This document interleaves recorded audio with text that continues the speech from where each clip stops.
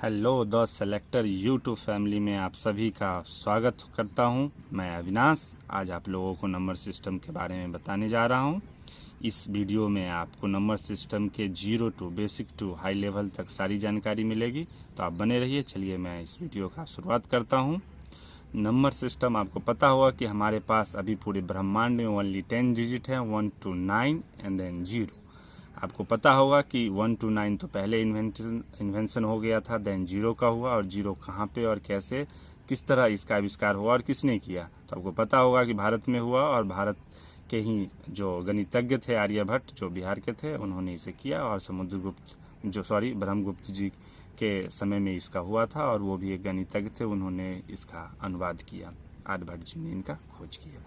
तो आपको पता होगा कि अभी पूरे वर्ल्ड में जो हिंदू अरेबिक सिस्टम को फॉलो किया जाता है, वो हमारे हिंदुस्तान में इसकी उत्पत्ति हुई। देन जब अरब के राजाओं ने हमारे ऊपर आक्रमण किया तो हमारे सामान, जो हमारे कीमती सामान थे, वो तो ले ही गए, साथ में हमारा ज्ञान भी चोरी करके ले गए। तो उन्होंने फिर फॉलो किया। Then China, then European Union, जो यूरोप के सारे कंट्री हैं उसमें, और अमेरिका और अदर कनाडा वनाडा में, सब में ये फैला।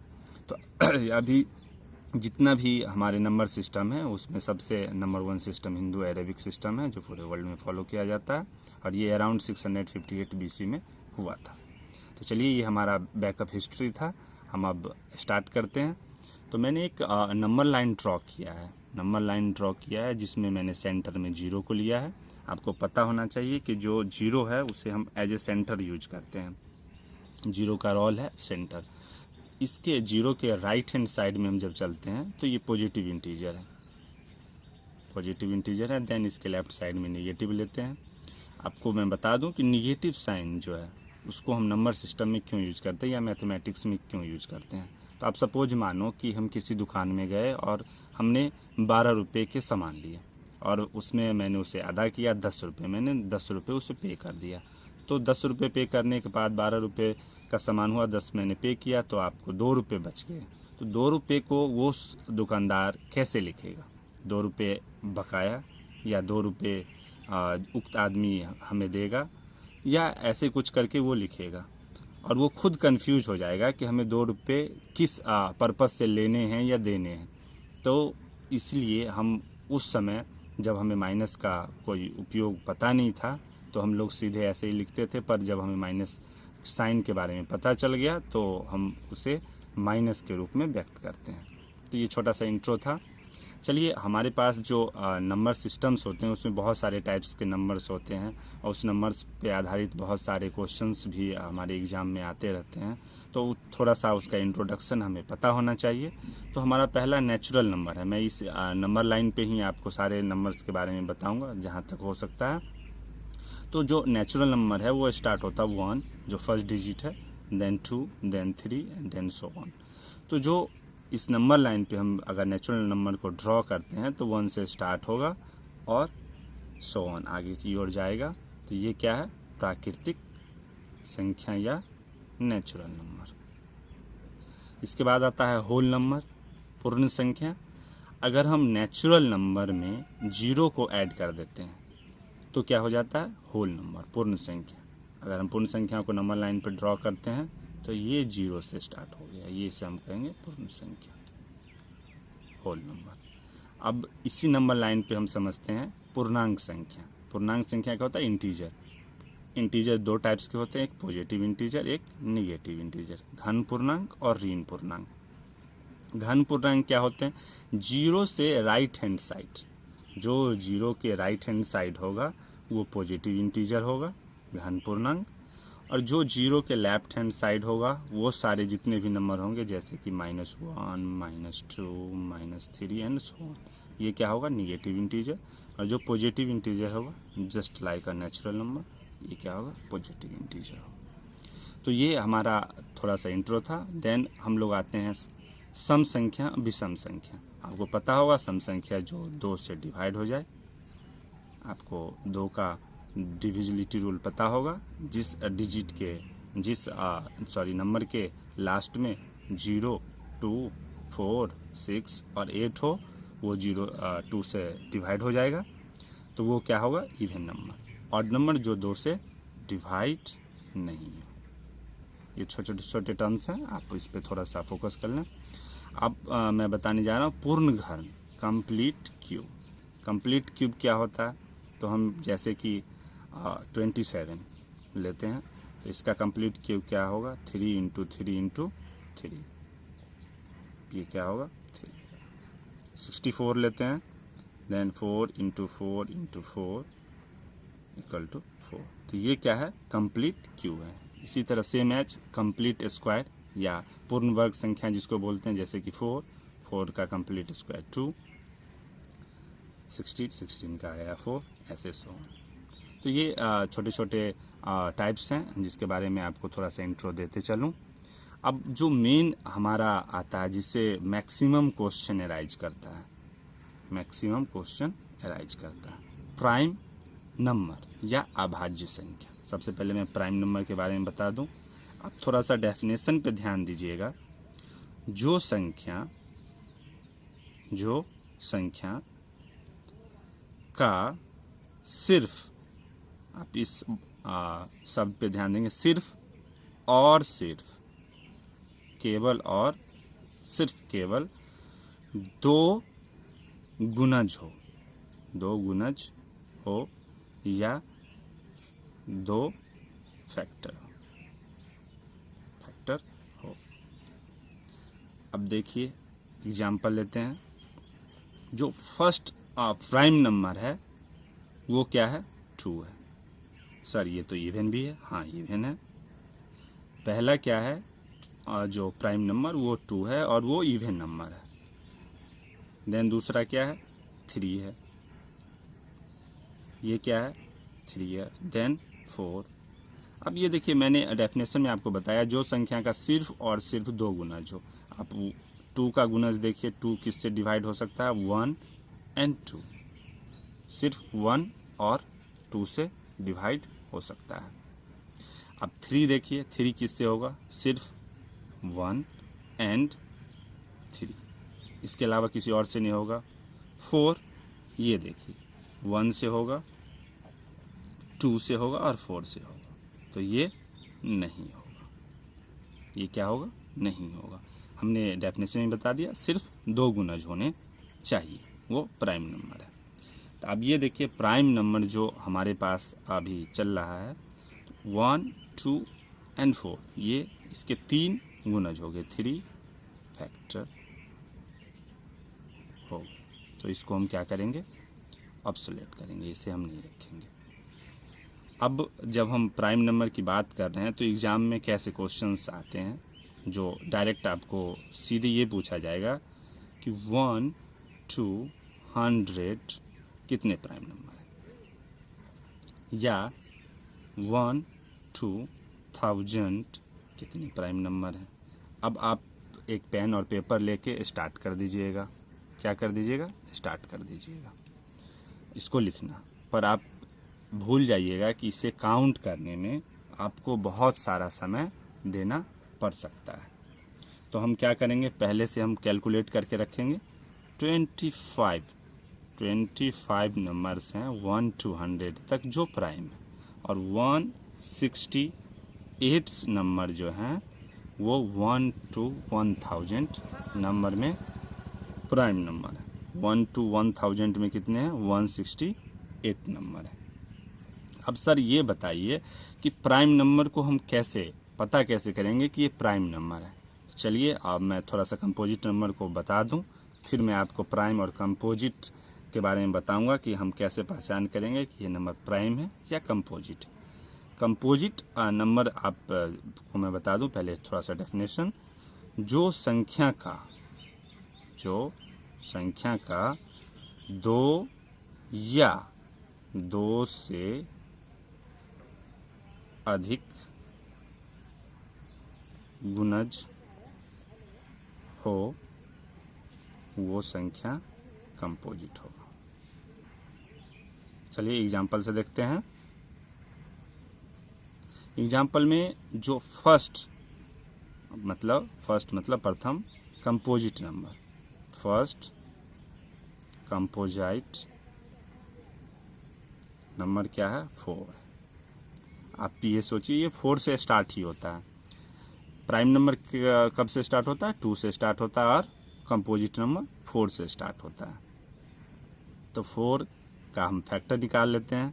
4 1 से डिवाइड होगा, 2 से होगा और 4 से होगा। तो 2 से तो अधिक हो गया सर, तो है कंपोजिट नंबर है। 2 से जैसे ही ज़्यादा हुआ कंपोजिट होगा। 6 चलिए 1 से भी होगा, 2 से भी होगा, 3 से भी होगा और 6 से भी होगा। सर 2 से ज़्यादा कंपोजिट। देन आप 8 ले लीजिए, 9 ले लीजिए, 10 ले लीजिए, 11 नहीं है। 11 क्यों नहीं है? 11 का सिर्फ 2 फैक्टर है, 1 से और 11 से। तो हमें फेथ है कि आपको कंपोजिट में तो कोई दिक्कत नहीं आएगी और प्राइम में। अब सर आप पूछिएगा कि ये जो है जितना प्राइम नंबर और कंपोजिट नंबर, इसको हम पता कैसे करेंगे? तो मैं आपको बता दूं कि आज तक कोई भी ऐसा ट्रिक्स नहीं बना है या कोई ऐसा मेथड नहीं बना है जिससे आप ये बता पाइएगा कि ये प्राइम नंबर है और ये कंपोजिट नंबर है प्राइम नंबर का। तो आपने एक मूवी देखा होगा, रोबोट मूवी देखा होगा, जब रजनीकांत उसे ले जाता है और वो इंस्पेक्शन के लिए, तो जब उसे साइंटिस्ट की मीटिंग होती है तो उससे पूछता है कि आप बता सकते हैं कि प्राइम नंबर क्या है, शायद या फिबोनाची। तो उसने एक बहुत सारे डिजिट का नाम ले लेता है और वो बोलता है कि सर आपको इसे पता करने में बरसों लग जाएंगे। तो सेम ऐसा ही रूल है प्राइम नंबर का, बट मैं अपने अध्ययन से कुछ ट्रिक्स अर्जित किया हूँ, मैं आप उससे शेयर करता हूँ। वो थोड़ा सा आपको काम दे सकता है प्राइम और कंपोजिट को डिवाइड करने में। देखिए प्राइम नंबर जो होता है, अगर प्राइम नंबर को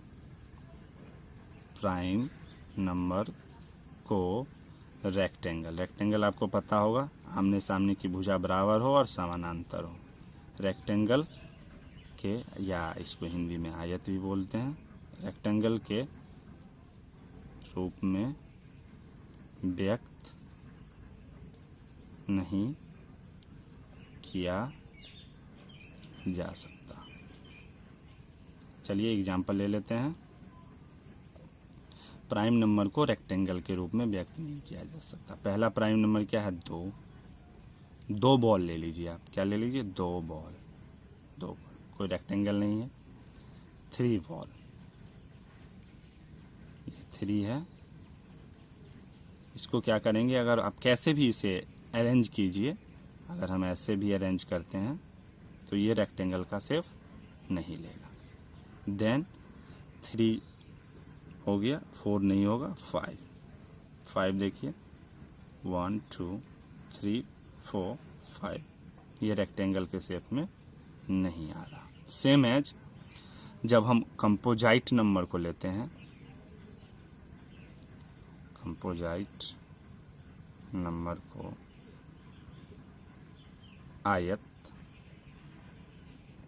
के रूप में व्यक्त किया जा सकता है। चलिए एग्जाम्पल से देख लेते हैं। पहला कंपोजाइट नंबर क्या है? 4 में क्या करते हैं? 1 2 3 4 है, रेक्टेंगल है, दोनों ऊपर नीचे दोनों बराबर है, इधर भी बराबर है और इधर भी बराबर है। देन क्या आता है? 6 है, देखिए 3 बॉल, देन 3 बॉल, 1 2 3 4 5 6। अब मैंने आपको बताया था आयत का ही डेफिनेशन कि जिसका आमने सामने, ये क्या है, ये इसके सामने क्या है, ये दोनों क्या होगा? आपस में बराबर होंगे और समानांतर भी होंगे। सेम एज इसका और इसका, ये दोनों आपस में बराबर होंगे और समानांतर में। देखिए ऊपर भी 3 बॉल, नीचे भी 3 बॉल, इधर भी 2 बॉल्स, इधर भी 2 बॉल्स, मतलब ये रेक्टेंगल के रूप में लिखा जा सकता है। देन इसके बाद क्या होगा? 7 नहीं होगा, 8 होगा। 8 में देखिए क्या होगा? 1 2 3 4 5 6 7 8, ये भी रेक्टेंगल है, ऊपर 4 नीचे भी 4, इधर 2 इधर 2, तो ये क्या है? रेक्टेंगल के रूप में इसे लिख सकते हैं। और इसके अलावा अगर आपके पास कोई ट्रिक्स आता है, जो बहुत सारे आपको वीडियो में मिल जाएंगे इसके ट्रिक्स, पर वो वैलिड नहीं है, आप जितना भी यूज कीजिए उसको ऑब्सोलेट करने के लिए, लास्टली आपको ये पता चलेगा कि ये हो भी सकता है और नहीं भी हो सकता है। आप बोलिएगा सर आप बहुत बड़ा डिजिट दे दिया जाए, जैसे कि 1 2 3 4 5 8 9। अब मैं इसके बारे में पता करूं, सॉरी कॉमन है 1 2 3 4 5 6 8 9, ये एक सेम नंबर है, अलग अलग डिजिट नहीं है। तो आपसे ये पूछा जाएगा कि ये प्राइम है या कंपोजाइट है। तो सर मैं इतना बॉल बनाऊंगा और तब पता करूंगा, नहीं, आप इतना बॉल बनाने की ज़रूरत नहीं है। आप ये सोचिए कि ये जो ट्रिक्स है जस्ट फॉर एक इन्फॉर्मेशन है कि आप ऐसे व्यक्त कर सकते हैं, आपका प्रेजेंस ऑफ ब्रेन होगा, और जो ऑब्सोलेट मेथड्स जो होंगे ऑप्शंस के, उससे आपको इसे निकालना पड़ेगा। और जो एक दो छोटे छोटे ट्रिक्स है मैं नेक्स्ट वीडियो में आपको बताऊंगा, जिससे आप ये कर सकते हैं। पर ये जो छोटा सा ट्रिक्स है, अगर आपको कोई अलजेब्रिक एक्सप्रेशन दे के आपको ये पूछेगा कि प्राइम एंड कंपोजिट, तो आप इस मेथड को यूज करके आप बता सकते हैं कि प्राइम है या कंपोजिट है। चलिए तो इसके नेक्स्ट स्टेप में चलते हैं, रेशनल और इरेशनल नंबर पे। ये हमारा क्या है, रेशनल नंबर। रेशनल नंबर या परिमेय संख्या, आपको पता होगा परिमेय संख्या p/q के फॉर्म में लिख सकते हैं, जहाँ q does not equal to 0। क्यों नहीं 0 होगा, तो आपको पता होगा किसी संख्या में 0 से अगर हम डिवाइड करते हैं या विभाजित करेंगे तो ये इन्फिनिटी देगा। ठीक है, अब देखिए रूल फर्स्ट क्या बताता है, परिमेय संख्या का रूल फर्स्ट क्या बताता है, संख्या पूर्ण रूप से विभाजित हो जाए। संख्या क्या हो, पूर्ण रूप से विभाजित हो जाए, क्या होगा, परिमेय संख्या होगा। 4/2 2 होगा, 2/2 1 होगा, 4/8 1/2 या 1/2, ये क्या होगा, परिमेय संख्या। या तो पूर्ण विभाजित हो जाए, जैसे होल नेचुरल नंबर, अगर हम 1 लिखते हैं, 2 लिखते हैं, 3 लिखते हैं, 4 लिखते हैं, तो इसके नीचे भी तो 1 है, तो ये सारे कितने हैं, परिमेय संख्या है। सेकेंड क्या बताता है, पूर्ण रूप से विभाजित नहीं हो पर एक नियमित अंतराल पर संख्या का पुनरावृत्ति हो। ठीक है, जैसे कि हम 2/3 को डिवाइड करते हैं तो 0.666, अगर हम 6 पे बार लगा दें तो ये रिपीटेशन हो रहा है। ठीक है, रिपीटेशन होगा तो क्या होगा, परिमेय संख्या होगा, रेशनल नंबर होगा। 7/8 ये पूर्ण डिवाइड हो जाता है, फर्स्ट रूल मैंने बताया कि अगर पूर्ण डिवाइड हो जाए तब भी वो रेशनल नंबर है। 6/7 है, अगर मैं इसको डिवाइड करता हूँ तो ये देखिए एक डिफिनिट अंतराल पे, एक सही अंतराल पे 8 का रिपीटेशन हो रहा है, तो ये क्या है, रेशनल नंबर है। सेम एज इरेशनल नंबर के बारे में मैं आपको बता दूं, इरेशनल नंबर अपरिमेय संख्या, जो परिमेय नहीं है वो अपरिमेय संख्या है। सही है, रूल पहला क्या बताता है, किसी संख्या में भाग देने पर संख्या की पुनरावृत्ति एक नियमित अंतराल पे नहीं हो। इसमें क्या है, नियमित अंतराल पे हो, इसमें क्या है, नियमित अंतराल पे नहीं हो। चलिए तो देखते हैं पाई, आपको सब पाई के बारे में पता होगा कि पाई 22/7 या 3.14285, आप इसको डिवाइड करते जाइए कोई डिफिनिट अंतराल पे। ये डिफिनिट अंतराल मतलब आपको मैं बता दूं, एक सही, जैसे 3 डिजिट के बाद 1 के बाद 5 आया तो ये इसके 3 डिजिट के बाद फिर 5 रिपीट होना चाहिए, जो कि नहीं होगा। आप इससे डिवाइड करते जाइए करते जाइए करते जाइए, आपको पता चलेगा कि आपका पेन और पेपर दोनों ख़त्म हो गया और तब भी इसका फुल डिवाइडेशन नहीं हुआ। तो पाई एक खुद अपने आप में एक स्पेशल नंबर है, स्पेशल डिजिट है, स्पेशल आप बोल सकते हैं कैरेक्टर है, जिसके बारे में आपको पता करना बहुत ही दुर्लभ होगा, क्योंकि अभी तक कोई मैथमेटिशियन इसे पता नहीं कर पाए। एक जस्ट फॉर अप्रोक्सीमेशन हम लोग ये डाटा यूज करते हैं। तो आपको पता हो गया कि पाई एक अपरिमेय संख्या क्यों है, क्योंकि इसमें रिपीटेशन अलाउड नहीं होता। रूल 2 क्या बताता है कि रूट के अंदर वाली संख्या अपरिमेय संख्या होती है। अच्छा, तो ये अपरिमेय संख्या जब होती है तो क्या हम इसमें लिखे हैं where x equal to any number, ठीक है, कोई भी नंबर ले लीजिए, पर इसे छोड़ के, किसे छोड़ के, एक्सेप्ट कंप्लीट स्क्वायर या पूर्ण वर्ग, इसको छोड़ के। ये क्या होता है, एग्जाम्पल में देख लेते हैं। देखिए रूट के अंदर अगर कंप्लीट स्क्वायर, जैसे मैंने आपको बताया था एक छोटा सा इंट्रो, तो अगर हम 4 लेते हैं, 4 क्या है, कंप्लीट स्क्वायर नंबर है। 4 का क्या होगा, 2 क्या है, ये परिमेय संख्या है।